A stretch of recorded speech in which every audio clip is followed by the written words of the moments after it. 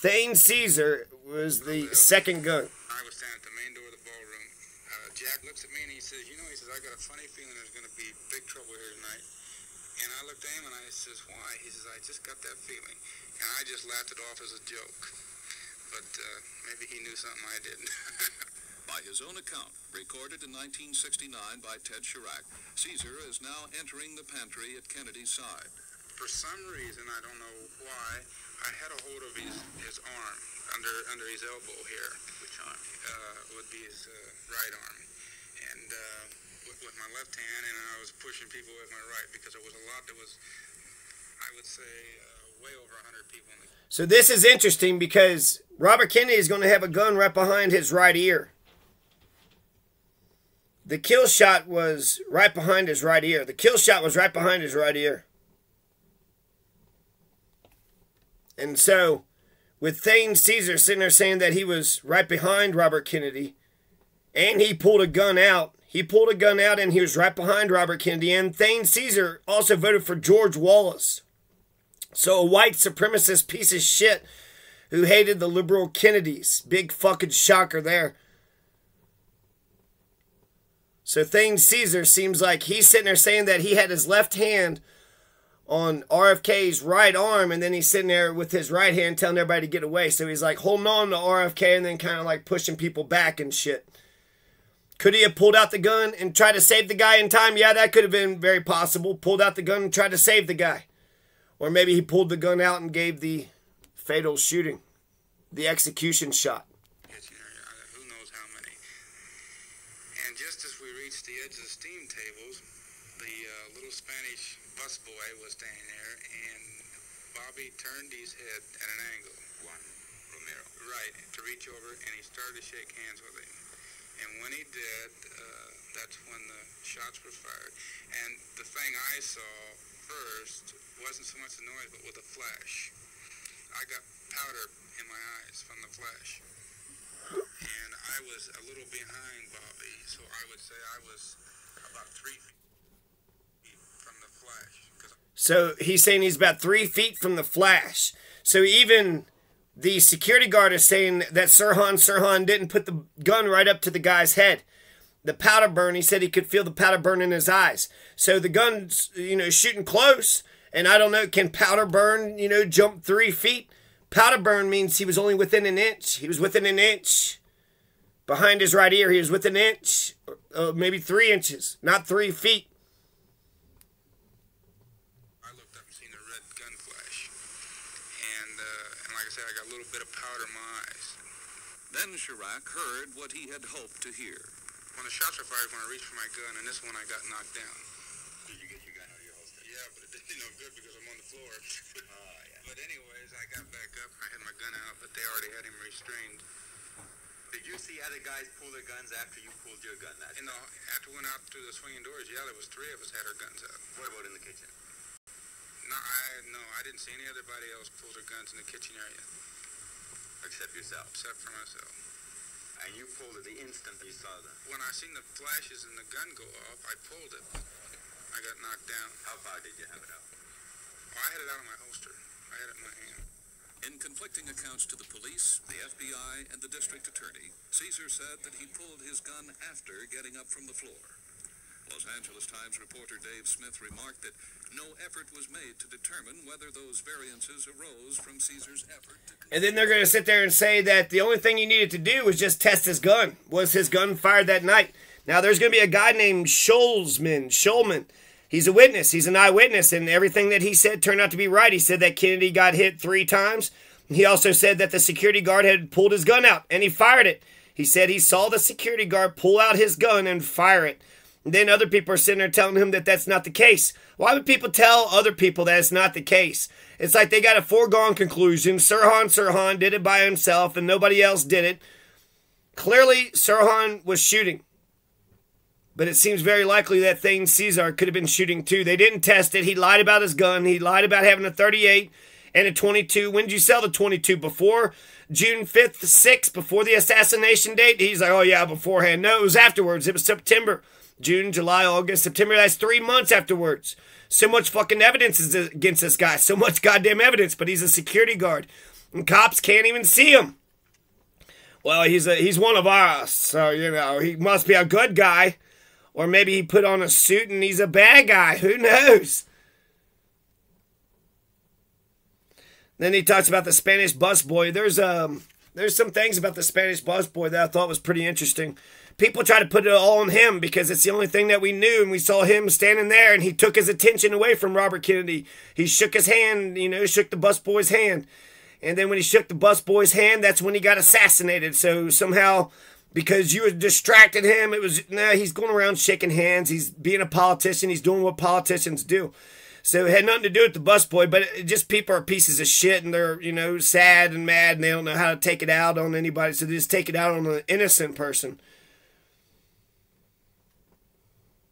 So that Cesar, that Thane Eugene Cesar, he was only a security guard for a week. He was a plumber. What? A plumber? Isn't that interesting? Plumbers?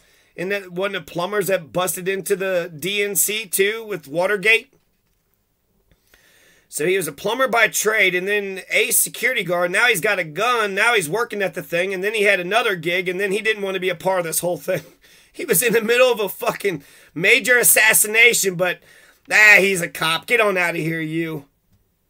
He also said the hammer wasn't cocked, so, you know, he was sitting there saying that it wasn't shot because the hammer wasn't cocked. No, I know that it wasn't shot because the hammer wasn't cocked. You know, if the hammer's cocked, it's easy to shoot, but you got to put some effort to shoot. According to Schulzman, you did fire. And then according to that audio, there was 13 shots in 5 seconds. So there was other bullets, there was other gunshots besides Sirhan's.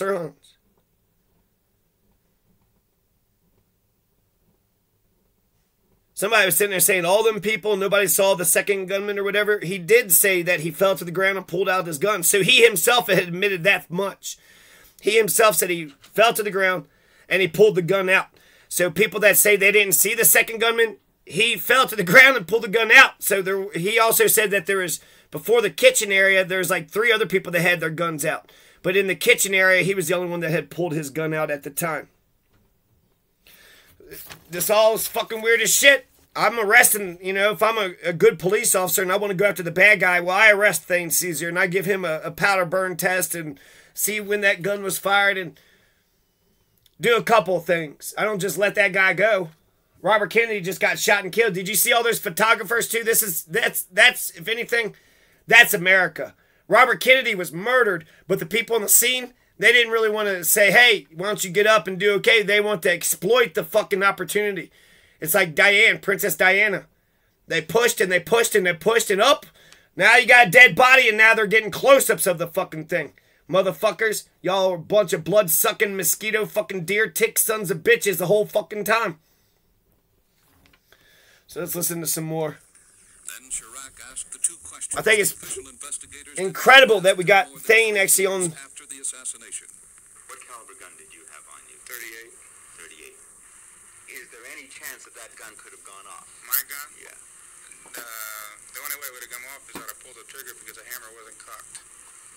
It would have taken more pressure. I would have had to, when I fired the gun, I'd have had to. It wouldn't have been something where I'd have slipped on the trigger. Okay, Schulman said that you shot. Schulman said that you shot. So why would you lie about shooting?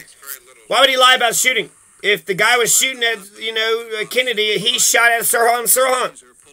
He's lying. He's lying. After combing thousands of pages of testimony and miles upon miles of tapes, Chirac finally came across this startling air check, recorded off the CBS television station in Los Angeles the night of the tragedy. Jerry Dunphy once again back at KNXT election headquarters. Don Schulman, one of our KNXT employees, witnessed the shooting that we've been telling you about. Kennedy was walking toward the kitchen. That was his route out of the ballroom. A man stepped out of a crowd and shot Kennedy. Kennedy's bodyguards fired back. The suspect now in custody at the Ambassador Hotel. Don Schulman of KNXT tells us that Kennedy was shot 3 times. What is remarkable, besides the fact that this report came within minutes, Sirhan was still at the Ambassador, is Schulman's immediately verifiable accuracy regarding 2 out of the 3 items he reported. 1, a guard did pull his gun, and 2, Kennedy was shot 3 times. In fact, Schulman was the only witness 100% positive and correct on both counts. Even Kennedy's There's even a tie, too. So there's one theory, and I think actually this is probably the best theory out there. Because you got what explains all the bullets? What explains all the discrepancies? Why wouldn't that guy just be honest? You were there, you're a security guard, somebody did some shit and you stood up. Abraham Lincoln had a security guard that walked away. John Frederick Parker was supposed to be sitting by the door. John Frederick Parker wasn't sitting by the door. Abraham Lincoln got shot. Had John Parker been sitting at the door when Lincoln got shot? No. No way. John Wilkes Booth only had a single bullet in that single gun. So once you fault John Wilkes Booth off with, by doing your damn job, at the very least, the bullet goes in you. At the very most, you thwart the whole thing. And he never goes in the booth, and then Abraham Lincoln lives. So having a good bodyguard, and RFK's bodyguards started shooting. No, they were just ace security guards that just happened to be at the building. So he did see another gunshot, and there was a report that happened right afterwards. So they got it right. They got it right there on the scene. 3 shots. 1 was a security guard.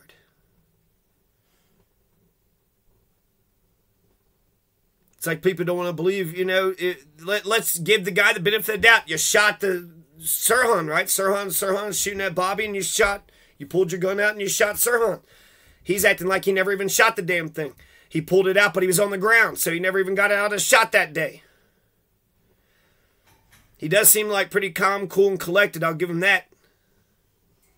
I think it's remarkable that we got all this on audio. He's definitely involved in a bigger fucking way than what we had presumed to begin with. And, Sirhan started shooting, and then Thane all of a sudden got a fucking idea that he's going to put one in his head, too, and then pretend that he had nothing to do with it. Did he just get the moment, just right then and there, just come up with the plan? He's lying about shooting. He's lying about shooting. Why? Why was he lying about shooting? Because he wanted to get Kennedy himself, and then he saw somebody else shooting, and then took the opportunity to go ahead and finish him off once and for all. So what I was trying to say is that they found a tie right there on the ground. So when you see the dead picture of Kennedy on the ground with the busboy, there's a tie right there. And that tie is Thane Cesar's. Why? Because Kennedy is hearing gunshots, but he gets shot in the back of the head. And so he falls back on the guy, and he yanks his tie as he's going down. He said he was down on the ground. That's when he had pulled his gun, when he was down on the ground. And then he gets back to the wherever, and his tie was missing. And the tie was right there on the ground. So Robert Kennedy's one of the last things that he did on this planet was reach and grab Thane Eugene Cesar's tie. Like, you're the motherfucker that just fucking did it. You just fucking did that, you piece of shit. And then drops the tie right to the side. So much fucking evidence. That's a lot of fucking evidence. And then without the Zapruder film, my God, we need videotape. My God, do we need videotape. The Zapruder film doesn't prove everything we need to prove, but without the Zapruder film, we don't have anything. We got a bunch of witnesses and speculation, and we got to have some trustworthy investigator put it all together for us. And we need that. You can't have Bobby Kennedy's getting fucking killed. Bobby Kennedy is one of the greatest things about America. We need 20 Bobby Kennedys. We need hundreds and hundreds and